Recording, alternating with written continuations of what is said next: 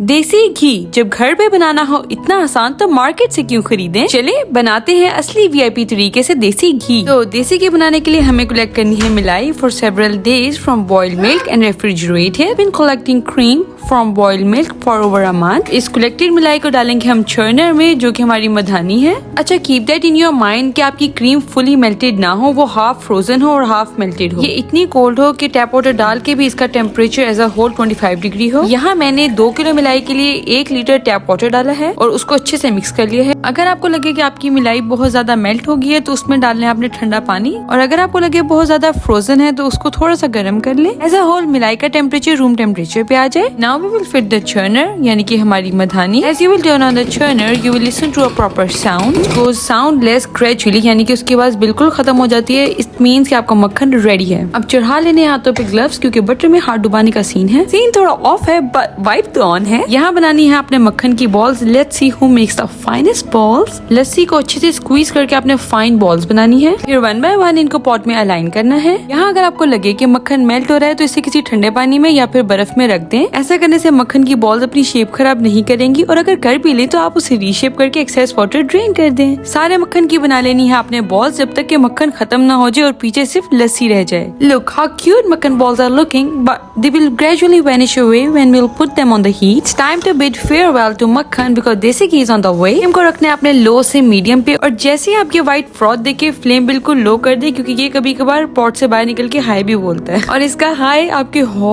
में बदल जाता है। तो जल्दी नहीं करनी, क्योंकि हम मैगी नहीं बना रहे, देसी घी बना रहे हैं। अब हमारा व्हाइट फ्रॉथ यानी कि लस्सी नीचे सेटल डाउन होती जा रही है। यहाँ आप फ्लेम मीडियम पे भी रख सकते हैं, बट या continuous stirring is required, otherwise आपका देसी घी नीचे लग के इमोशनल डैमेज भी दे सकता है। ये जो क्लियर बबल्स आप देख रहे हैं बेसिकली हमारा देसी घी निकल रहा है। बस 2 से 3 मिनट्स और आपने कंटिन्यूअस स्टिरिंग रखनी है जब तक कि सारा घी क्लियर गोल्डन कलर का ना हो जाए। और जैसे आप फिर से ये फॉर्मिंग देखेंगे आपने फौरन से चूल्हा बंद कर देना है, क्योंकि इससे ऊपर आपने हीट किया तो फ्रॉथ के साथ देसी घी भी बाहर निकल के हेलो बोलेगा। अभी फ्लेम हमारा ऑफ है, स्टिल देसी घी पक रहा है। Let's have a look. काया देसी घी क्लियर से लाइट गोल्डन कलर अपनी हीट में ही होता है। कवर कर देंगे इसे किसी सीप से, और जैसे ही देसी घी नॉर्मल टेम्परेचर पे आए तो आपने इसे स्ट्रेन कर लेना है किसी भी छन्नी से। Strainer should be fine enough to sieve all the tiny particles of lassi. And look, our desi ghee is ready now. सारे टिप्स को अच्छे से फॉलो करके चैनल को करें subscribe to never miss an update. Happy cooking.